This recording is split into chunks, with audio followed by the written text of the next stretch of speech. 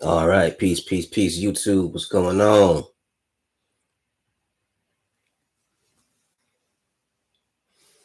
Peace and blessings. What's going on? Instagram, just waiting to hop on live Insight Timer. Peace and blessings to everybody who's watching it tonight, and everybody who gonna watch it tomorrow, and everybody who gonna watch it for perpetuity. Everybody who gonna watch this in the future for posterity. Hopefully, all is well. Give me 1 second to hop on Insight Timer, and we'll get started.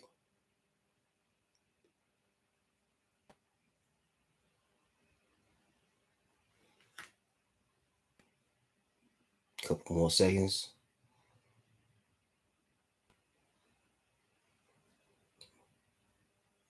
All right, here we go. Peace and blessings, Insight Timer. What's good? Hello to everybody. Say hello as y'all come in. I'm happy to see you. We got some people in the building already. Peace and blessings to y'all. How's everybody doing tonight? Steven, hi. How's it going? Peace and blessings. Peace and blessings.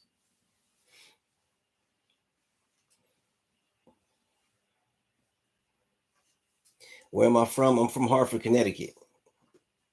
Hartford, Connecticut. Now I'm down in Maryland, enjoying this unbelievably mild winter. In Connecticut, we get like big winter storms and shoveling snow all the way up to like damn near the end of spring. And now I'm down here in Maryland, and it's much warmer down here. We get mild snowstorms. We got a big snowstorm down here. The next day, the snow melted. So I'm loving it down here. Where are you from, Steven?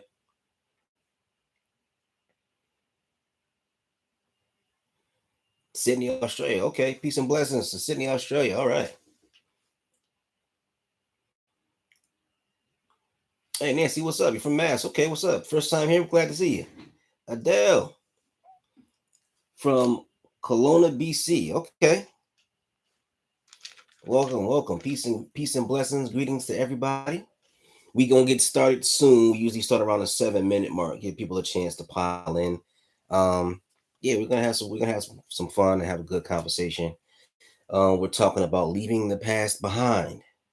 And This is one of those.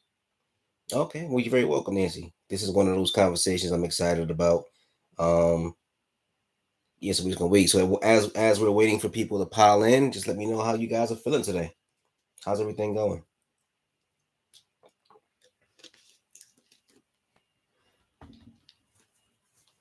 I know it was a really nice day today. I cooked on the grill.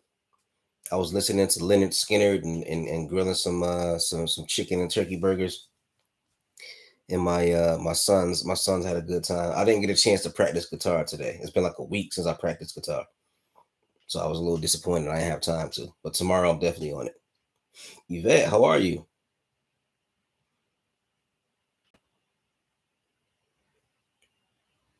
Oh, that sounds good.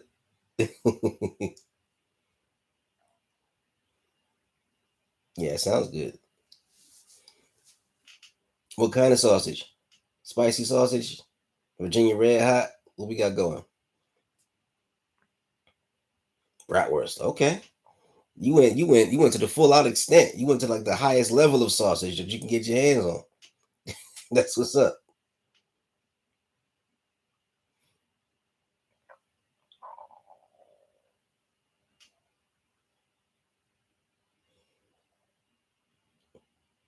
Oh, okay, from ATL by way of New York. Okay, all right. Diana, I'm glad you're here, Diane. Bratwurst with hot sauce. Okay, that sounds good. Yeah, I haven't had red meat in a long time though. I'm scared to eat it now. It's been so long. I'm scared to eat it. I know. Usually when I go a long time doing a vegetarian thing and I relapse for hot wings, um, I usually get like a little queasy feeling in my stomach because my body has to readjust to eating meat. Diane, I'm glad you're here too. I'm glad you're here too. We're gonna have a good time. Oh, you're anemic. You need the red meat. Yeah, you know what? What I do is without the red meat, my iron levels get low too. So I gotta take like an iron pill now. And when I don't take it, like if I forget to take it for a little while, or if I forget to refill, I get like real tired, like exhausted. It's horrible, horrible. So I kind of know the feeling.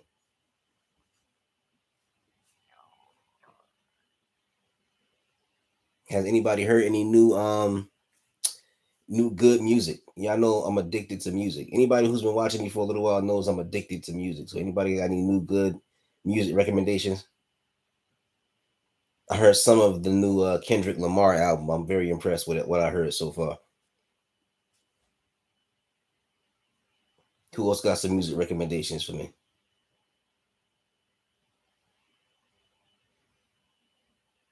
Oh, okay, cool. Yeah, get his name for me. I'm gonna write it down.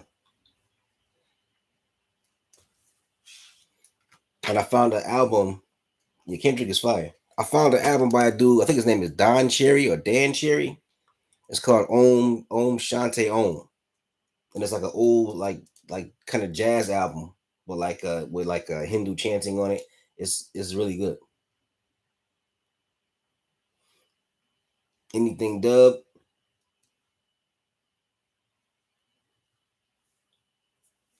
What does dub mean?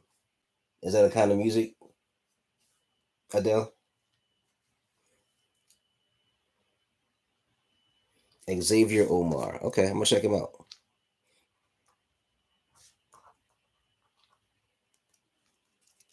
I'm gonna definitely check him out.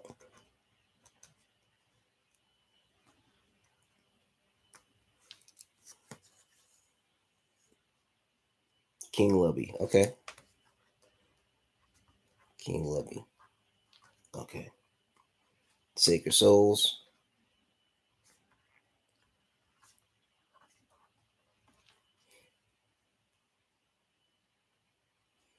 Garth Stevenson. I'm gonna check. I'm gonna check all this out. I'm gonna check all this out. I'm definitely gonna check all this out. Do I like country? Actually, believe it or not, I really like country music. I like the stories. I like the fact that every song has a concept. It's not just people just singing. Like every song has a specific concept. I like the style of country music. I like the writing. I really like the writing of country music. I really enjoy it. As a writer, I love the writing of country music.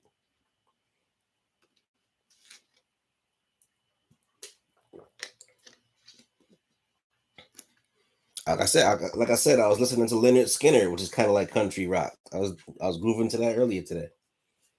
All right, cool. We're at the 7 minute mark, and I want to let y'all know: don't let these little index cards fool you. I started to sit down and think about what I wanted to say and what I wanted to talk about, but then I went into one of my like little weird moods, and I kind of like wanted to approach it without notes because I wanted to have a conversation with you guys. And of course, y'all know I got a silly sense of humor, so I'm walking around my house with my hands in my pockets trying to think of what to say, and I'm like giggling up a storm, like laughing up a storm as I'm putting it together in my head.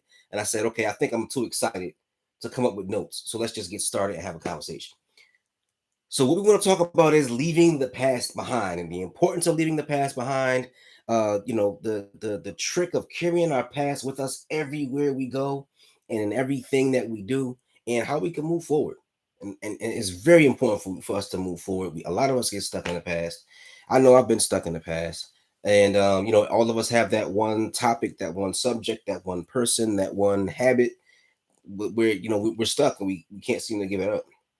But before we begin, I want to say, everybody is welcome. Knowledge is free. But if the spirit moves you, you feel like you want to make a donation, every donation is greatly appreciated.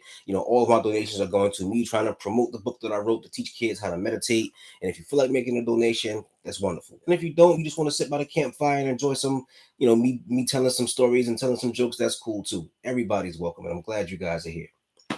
So I want to speak to you guys in code. I thought of a funny code that I want to use with you guys. So when I talk about my days when I used to smoke weed, instead of me talking about smoking weed, I'm going to say playing the trumpet. All right. So I remember one time I was driving home one night, and I was a jazz aficionado, so I had an opportunity to play the trumpet before I came home. And my tolerance for playing the trumpet, I was so into the music that me playing the trumpet, I was very intoxicated by the force and the power of the trumpet that I had been playing. So I'm driving my car, enjoying the feeling of the jazz music, and I look in my rear view mirror, right?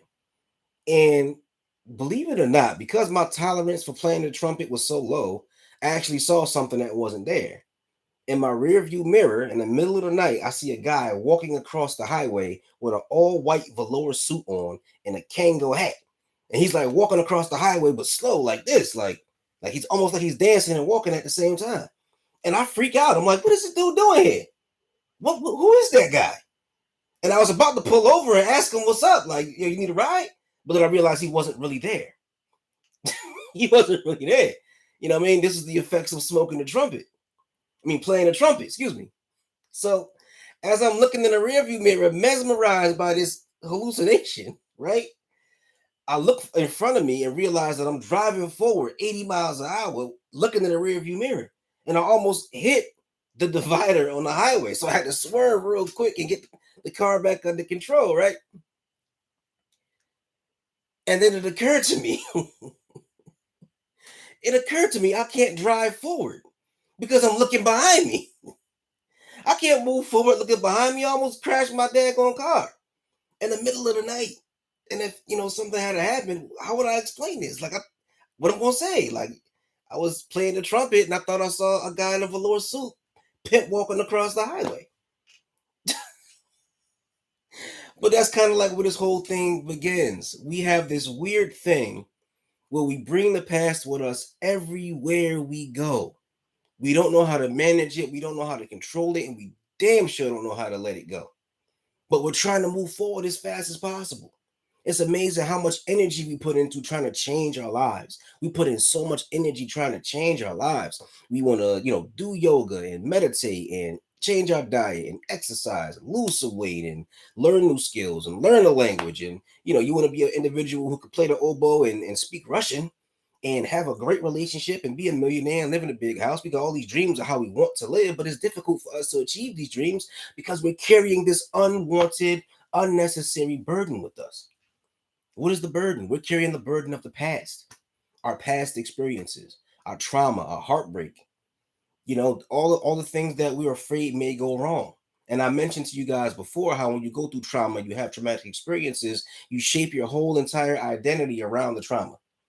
You shape your identity around that pain. So if you're in a car accident, then being in that car accident changes how you do everything. It changes how you drive. It changes how you talk to people. It changes how you feel when you're sitting in the passenger seat. It changes the routes you take. It changes what you wear. It changes how you have communications and how you express yourself. I know an individual who was traumatized because he lost a relative in a car accident. So to this day, every time he's driving next to a truck, he feels very uncomfortable. So he has to like zoom ahead or he has to like hang back. So to this day, he still be affected by what happened and he's still carrying the past with him. And we do the exact same thing, especially in our relationships. I think all of us are guilty of carrying the past with us in our relationships. As we're trying to move forward with one person, we're looking back over our shoulder at somebody else, or we're bringing all this luggage with us on this real short trip to this relationship that's probably not going to go anywhere because you brought too many bags with you. Now, before we move forward, I want to just ask you guys, I want you guys to give me the thumbs up or give me the wave in the chat. How many of y'all feel like you've been guilty of bringing the past with you, trying to move forward, particularly in a relationship?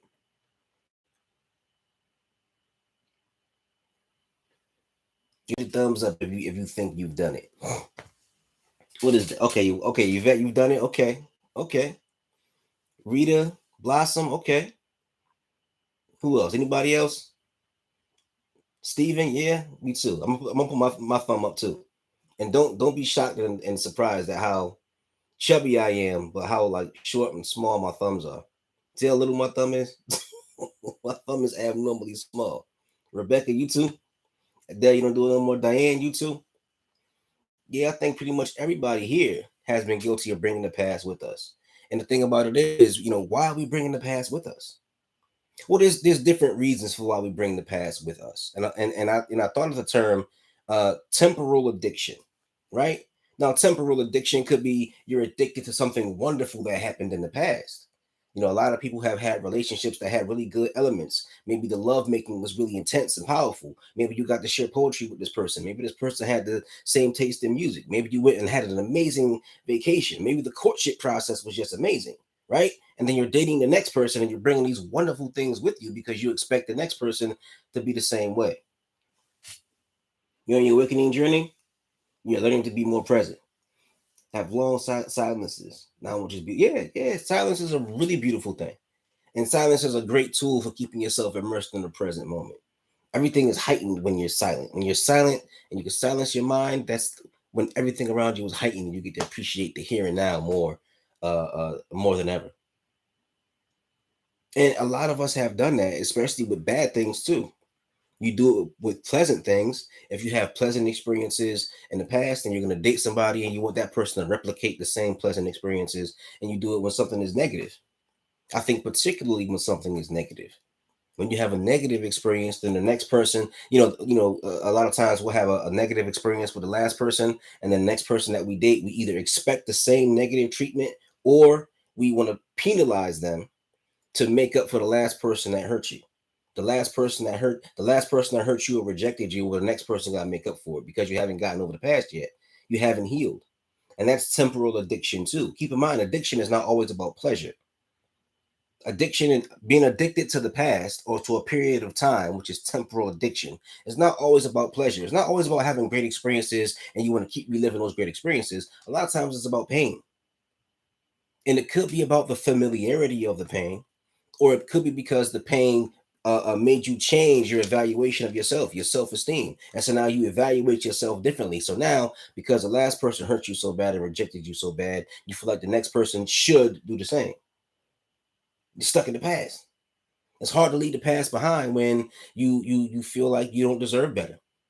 And it's hard to leave the past behind when you had a really great time and you expect the next person to pick up where the last person left off.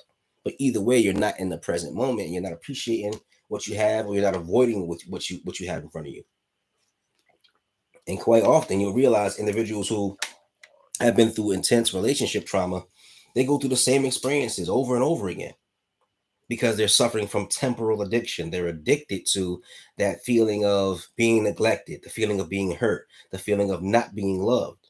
As painful as it may be, you can become addicted to that. A lot of individuals I've met have become addicted to depression. I've met individuals going through severe depression, and you say, hey, you know what? Let's try meditation, or maybe you should see a therapist. Maybe you should talk to somebody, and they'll fight against the solution because the addiction to depression is so intense and so powerful. You could become addicted to anxiety too. The addiction to being anxious, the addiction to worrying about things is a real thing. I experienced that. I remember one day I was walking at my job and it was a great day. I was with my friends laughing and joking, and a really pretty girl at my job complimented me and gave me a phone number, and things were going really good. And I said, wow, I'm in a good mood. And then I said, hold on, wait a second. I'm in a good mood. Wait a minute. I'm in a good mood. And the next thing you know, I started thinking of reasons to become anxious and nervous again. You're right. It's familiar. Being uncomfortable with the uncomfortable. Yeah, exactly. You know what to expect. Exactly. Exactly. And self sabotage. That's a very, very, very important point because I've done that plenty of times. And I think anybody who's addicted to the past becomes familiar with the practice of self sabotage, and we become experts at it. We become experts at self sabotaging because your addiction to the past is making it so you have to sabotage the future so things won't change. That's the one thing that's that's so strange is the fact that you could be in a situation that's very uncomfortable, very abusive, very toxic, and be very unhappy, but be addicted to it and refuse to change. I've mentioned before in one of my live streams how human beings have the ability to adapt and make anything and everything seem normal. Even that's why you look at Hawaii, you have active volcanoes and people in towns right below the active volcano just living there. They just live there with no fear whatsoever because to the human mind anything can become familiar, and familiarity makes you comfortable. Even familiarity with the threat of an explosive volcano hanging over your head every day. It becomes a normal thing. Even the threat of somebody abusive hanging over your head every single day. Then you just realize you did some self sabotage. Yeah, I think a lot of times we get caught up in the pattern. That's another thing with addiction. You get addicted to a particular time and space, and what happens is that you get caught up in these patterns and you're not even aware of it. And sometimes something really shocking has to happen before you become aware of the fact that you're stuck in the same time, going through the same patterns over and over and over again. I've done that plenty of times. I remember one time I was so stuck in a temporal addiction pattern that I was like I was meeting different girls, but they all had the same name and they all had the same backstory. It was like 4 or 5 different girls. They all was named Madi, and it was all they all was exactly the same in a lot of ways. Same backstory, same amount of kids, same amount of baby daddies, everything. And when I realized that, I said, "Yo, I'm stuck in a rut. There must be something subconsciously implanted in my mind that's making it so I'm creating this reality." Temporal addiction. I was something about being in that situation I was addicted to. Exactly. Your body gets addicted to the stress hormones.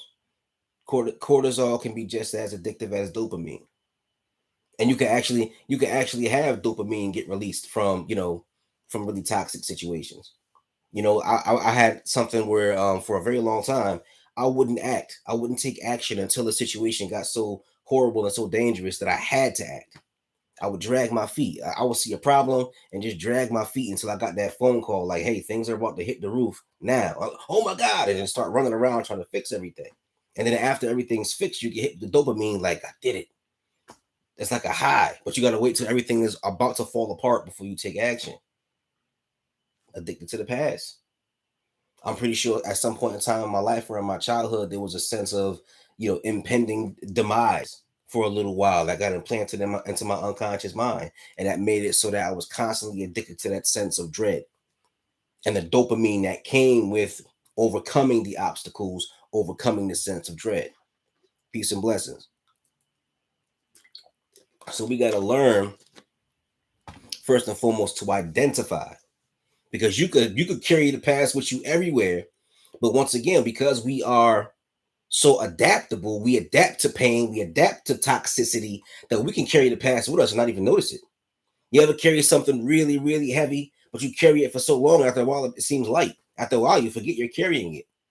It's like a runner's high when you jog and you running, and you get hit with all these endorphins and all this dopamine, and next thing you know, you just run forever. That runner's high. So that's very, very true when it comes to depression and anxiety and toxic relationships. At first, the burden of abuse or the burden of pain, the burden of neglect, the burden of rejection is intense, and it's terrifying, it's sad. But then after a while, you get used to it. And then you carry it to the next relationship because now it seems light. At once, it seemed heavy. It seemed like you was carrying a whole planet on your shoulders, and now it's light. But the thing about it is, you're carrying it with you, and everybody else can see it. You got a planet on your shoulders, carrying it with you. Everybody else can see it except you. You don't notice it. Like, I've seen individuals who were interested in other people and relationships, and they would act in a very strange, bizarre way. They would get aggressive. They would have mood swings, and everybody thought this was weird and strange, except for the person who was acting like this. The person engaged in the action seemed like they didn't even notice that what they were doing was making everybody else nervous. And there's a lot of times where I've acted in a way, being stuck in the past, where I didn't even notice it. I wasn't aware of it. So one of the things that we can do to become more aware of it is communicate. If you have individuals who can communicate with you and let you know the truth, which is very important, they can let you know and make you aware of it. And also sometimes you gotta just evaluate. You gotta evaluate. If you keep putting yourself in situations and you're not getting the results you want, sometimes you gotta evaluate and say, okay, what am I doing wrong? Quite often, not saying we're doing anything wrong, but quite often you get stuck in a pattern. When you're stuck in a pattern and you keep getting the same results, it's so easy to point the finger and say, well, these people are no good. Women are no good. I hear that all the time nowadays. Women are no good. Women are not worthy of marriage. And then from the women, I hear, oh, all the men are jerks, all the men are. But at the same time, nobody ever looks at themselves and says, okay, how can I develop myself enough to overcome this? Because too many of us are carrying the past with us. Too many of us have not healed. And when you have not healed, you become the toxic one. That's why the term toxic is so hilarious to me. Everybody loves to say somebody else is toxic. He's toxic. She's toxic. 9 times out of 10, when I hear somebody say, oh, that person's toxic, the person who's pointing out the other person that's toxic, that's usually the toxic person. So as people develop these kind of habits and these patterns and they refuse to heal, over time, what happens? When you have it, when you carry the past with you, you date somebody, the relationship don't work. You still carry the past with you, you date somebody else, the relationship don't work. Carrying the past with you, you date somebody else, relationship don't work. Eventually, what happens? You become bitter. You become bitter. You become cynical. You become hopeless. You become angry. You become aggressive. Some people become violent. And then once you become angry and violent and aggressive and all this other stuff, then you become the toxic one. That's why it's so important to heal, because that's when you can put that burden down. Lay your burden down and heal from all that pain of carrying the past with you. Because you're only really hurting yourself. You're not hurting anybody else. Ain't nobody else really concerned enough about what you've been through to really be hurt by you carrying the past with you. Because quite often other people who are healthy and stable, they got no problem with just letting go. If you're the toxic one, they have no problem with letting go. They have to for their own peace of mind. So we want to avoid being the toxic one.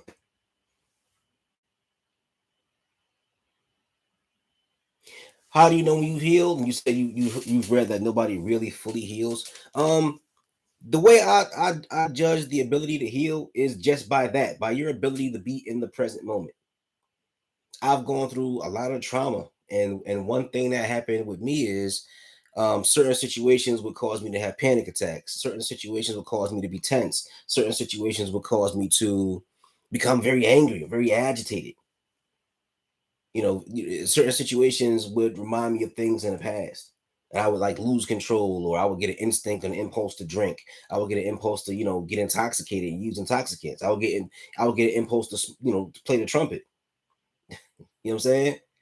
But when you can actually sit and be in the present moment and be fully aware and be in control, that's when you've healed. If you have a relationship with somebody who, they hurt you, or you felt like you were neglected, and you can actually see them and not have the feelings of neglect and anger and bitterness return. You could just be right here, right now, without dredging up all that stuff from the past. You've healed. No, it's okay, Michelle. We're just happy that you're here. Peace and blessings. But yeah, that's how you know you've healed, when you're able to just be in the present moment. That's the key. That's something that I bring up all the time: mindfulness and the ability to be in the present moment. But that says a lot. It sounds like a small thing, but when an individual is anxious, what are they doing? They're thinking of and dreading the future. When a person is depressed, they're thinking about the past. But when you learn how you can just sit right here at the fulcrum, the pivot point, be in the present moment, a lot of times that shows you that you've healed. Blossom, when I say play trumpet, that's a euphemism I use for smoking marijuana. That's what I mean when I say play trumpet. Because I wanted to speak in code. Yeah, in my younger days, I used to play trumpet. So I was telling a story at the beginning where I played trumpet. That's all. But no, I do sing, and I am learning to play guitar. I don't sing well. I don't play guitar well, but I do both.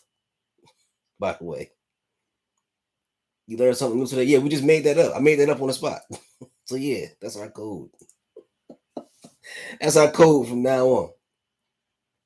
But yeah, that's the key. Being in the present moment. How do you be how can a person be in the present moment, especially after they've been through a harsh, painful breakup, a harsh relationship, disappointment, feeling neglected, feeling unwanted, low self-esteem? How do you sit in the present moment? Well, there's a few things you can do.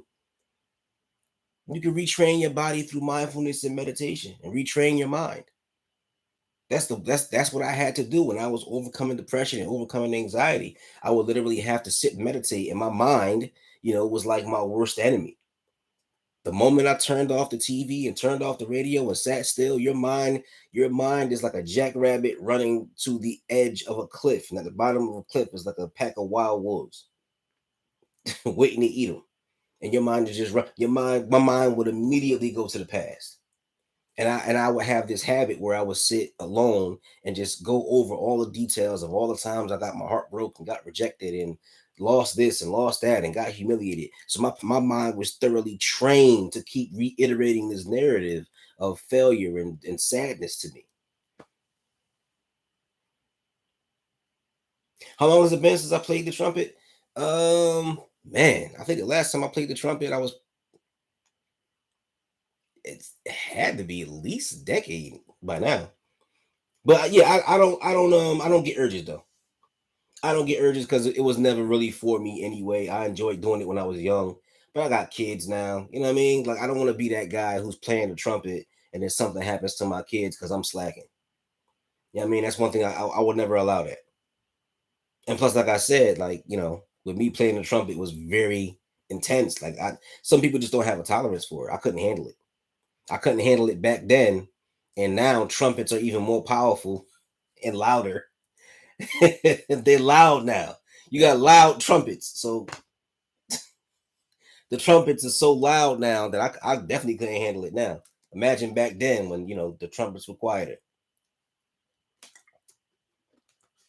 Yeah, observing your thoughts will bring you into the present moment.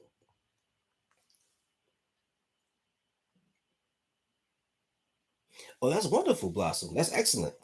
I'm glad to see you found something that's helping you out.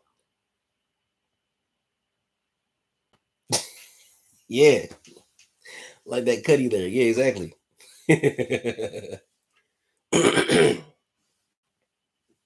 But yes, observing your thoughts is very important. Observing your thoughts, and also observing your body, because with every thought you think, there's a physical response to the thought. And there have been times where I would think a certain thought and my shoulders would get tight and my heartbeat would accelerate. There's even times where I would feel like a strange malaise like around me, a kind of like sick feeling in my body because my thoughts would be so dark and I'd be so stuck on negativity. There's been times where I was in some really dark places, and even though I wasn't physically sick or anything like that, I just felt this weird kind of internal darkness, like this weird sick feeling inside my body. So observe your body too, because a lot of times you might be distracting yourself with your thoughts, but the body never lies. You might have a sense of anger out of nowhere. Well, anger is not only a neurological thing, but it's a physiological thing too. And sometimes when you're really upset and you're stuck in the past, the body will take over. Like they have that thing where they say it's fight, flight, or freeze. That happens, and that can happen in a relationship. Imagine being in a relationship with somebody and you brought the past with you, and that person says something and you get triggered, and the fight, flight, or freeze occurs in a relationship. Something that's supposed to be loving and open when you're communicating with somebody, but then that your body takes over. That's scary when the body takes over. So observe the body as well. The mind and the body work together. The mind and the body work together, and they're both liars. The mind is a daggone liar, and the body is a daggone liar.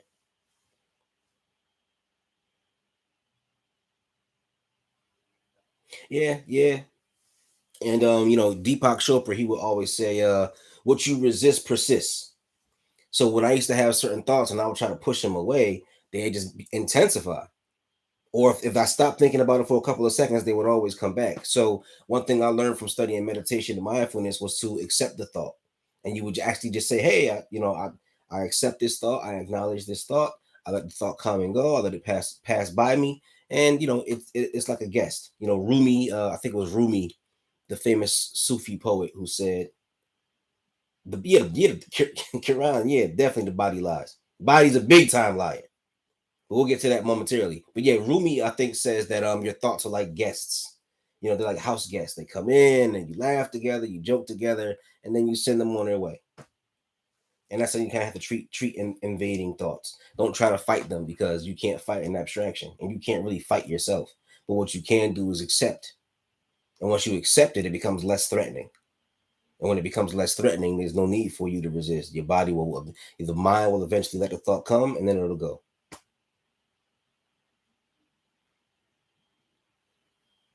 Exactly. You push it away, you give them more energy. That's right. Yeah, I love Rumi. Love Rumi. But Kiran, yes. The body lies too. The body lies too. The body, there's that book, The Body Keeps Score. You know, your mind might take what's going on and distort it, right? But then what happens when the mind distorts something? When the mind distorts something, the body responds. And quite often you could be, especially if you're going through trauma, and I've seen it with my own eyes, where you'll have a kid who's been through trauma. He's just sitting in a safe environment. You're right, Michelle. You can fight yourself, you won't win. But yeah, a kid could be in a totally safe environment, right? But his body is telling him there's some kind of danger. And then he starts, I've seen kids, they start doing like this. You know what I mean? They start feeling threatened. And the next thing you know, they're fighting, they're throwing stuff, they're arguing with you because their bodies have told them, yo, there's a danger somewhere. And it could be a certain smell that triggered a physical response. It could be somebody using a phrase. I've heard people say that they felt threatened because um, um, the lighting was a certain way, or they were in a room full of people and they didn't like people sitting too close. So the body is saying, yo, there's a threat, you got to fight. Your mind is not telling you that. The body takes over. The body completely takes over in those moments because you go into fight or flight mode. And fight, flight, or freeze, when you're in that mindset, the body is trying to preserve as much energy as possible. And one thing people don't know is your brain uses a lot of energy. When I was in college, I used to write college papers and be up at night writing college papers and be exhausted when I was done because your mind uses so much energy. So, in order to preserve energy, the mind shuts down, right? And the sympathetic nervous system takes over, and boom, you're gone. You're gone. Just like a lot of times, when somebody gets really, really upset and they get angry and they fight. When I was young, we had a phrase where somebody would fight, but they'd be so angry and so upset they wouldn't remember. And we would say, "Yo, what happened?" They would say, "I blacked out. I blacked out on them." And next thing you know, you hitting somebody.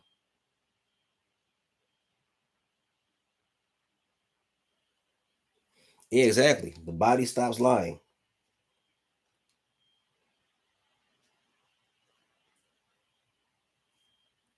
Referred pain. What do you mean by referred pain, Michelle? I never heard that term before. Break it down to me a little bit. See, I'm learning. I'm learning too. I enjoy this conversation. What's referred pain, Michelle? If you don't mind.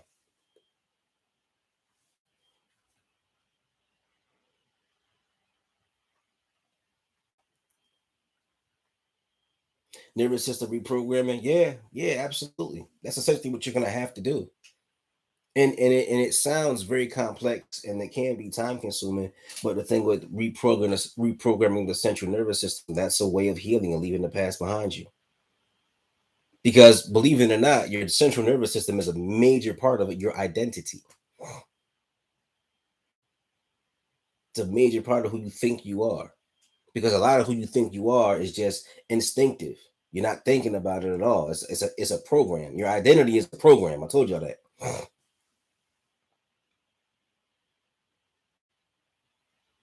Oh, referred. I never heard of that before.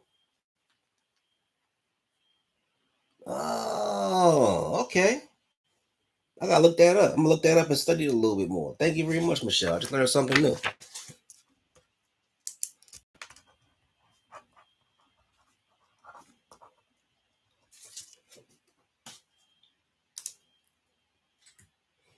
Cool.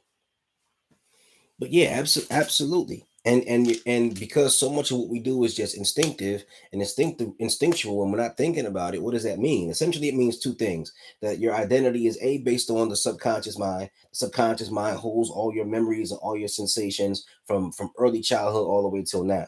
So your identity is based upon the subconscious mind, which we're not even aware of half the time. Also, your identity is based upon the reactions of the central nervous system in the body.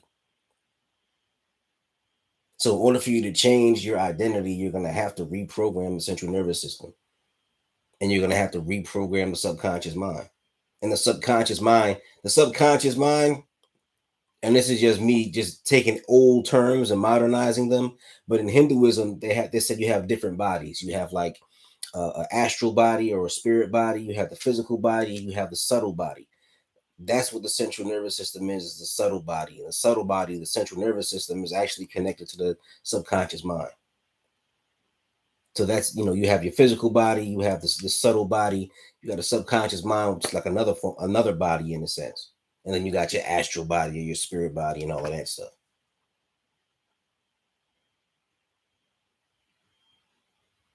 But yeah, reprogramming is a major part of moving forward. And we got to move forward. Have to move forward. Have to let the past go.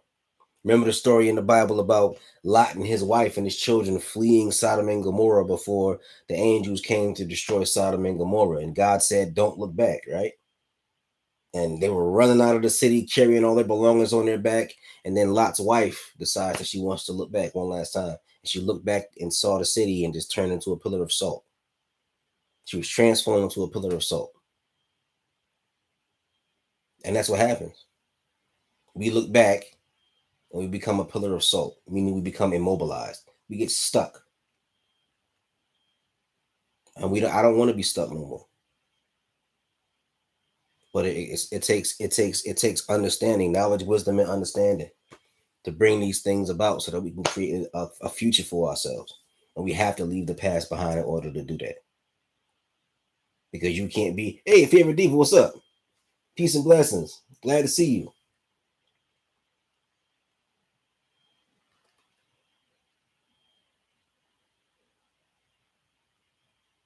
But yeah, leave the past behind. Very important part of creating a future for yourself. But you can do it. You absolutely positively can do it. You can leave the past behind. You can have a future. You can reprogram yourself. And you can rise above. That's what all the spiritual studying is really about. All those stories about, the god Asar being killed by his brother Set and then put back and mutated and mutilated and cut apart and all the parts of his body were thrown everywhere. And then what happened with the god Asar? His wife Isis or Aset found all the pieces of his body and put him back together and healed him and brought him back to life. Story about Jesus Christ. What's that about? He was killed for his beliefs, and then he was resurrected, brought back to life. The story of Odin losing his eye to gain wisdom. There's a line in a poem about Odin losing his eye. It says, I sacrifice myself to myself. We're all going to have to sacrifice who we were in order to become who we're destined to be. Blossom, you're very welcome. Okay, so this is the part I've been kind of debating about whether I wanted to do, because we're going to get ready to wrap up. And this morning I woke up feeling good, and I was listening to my favorite rock and roll group, The Doors, listening to one of my favorite Doors songs, Break On Through. And I'm in the shower just singing, just letting it out. And I'm like, damn, I sound good. Part two, okay, I'll do a part two for sure. For sure, I'll definitely do a part two. But I'm in the shower, I'm singing. I'm like, damn, I sound kind of good. I said I should sing on my live stream tonight. So I'm about to sing real quick. This is a song that I originally I wrote this like 3 years ago. I never did anything with it, and then I lost the original lyrics, but I wrote some new lyrics. So I'm gonna sing now.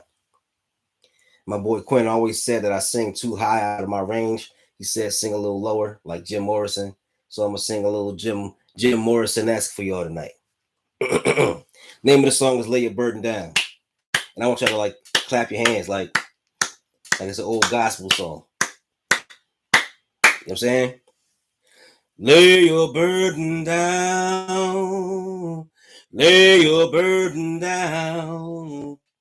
So the Lord said, and I say it now. Lay your burden down. Leave the past behind. Leave the past behind. Past is gone now, so let it die. Leave the past behind. Rest your weary soul. Rest your weary soul. Lay your head down and rest your bones. Rest your weary soul. Set your spirit free. Set your spirit free. Don't look behind you. Just let it be. Set your spirit free. That's it.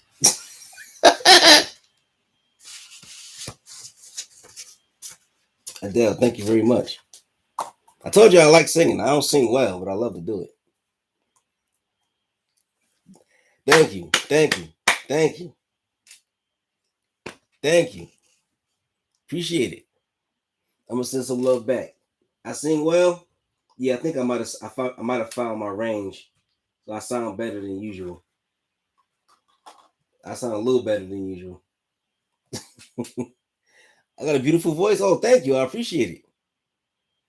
Thank you. Thank you. I appreciate it. I appreciate the compliment. Thank you, favorite diva. I appreciate that. All right, let me let y'all go. Tomorrow's Thursday, so I got my sons. We got to get up kind of early and do a little running around. But peace and blessings to all of y'all. Thank y'all for sharing tonight with me. I'm gonna be back next week. I think I'm gonna do part 2 next week. Why not? Why not? Y'all know I got plenty of stories of when I refused to do the reasonable thing. Plenty of stories about playing the trumpet. That's right. Positive affirmations only. Absolutely. Blossom, you afraid to sing in the shower? Don't be scared to sing in the shower. Let it out in the shower. Yeah, this morning I was in the shower letting it out. I was going in. I thought I was Jim Morrison for a second. The acoustics was amazing. But anyhow, I'm out of here. Peace and blessings to all of y'all. Everybody who watched, everybody who donated. We thank y'all so much. Yeah, shower singer. Absolutely. All right, good night, y'all. Peace and blessings.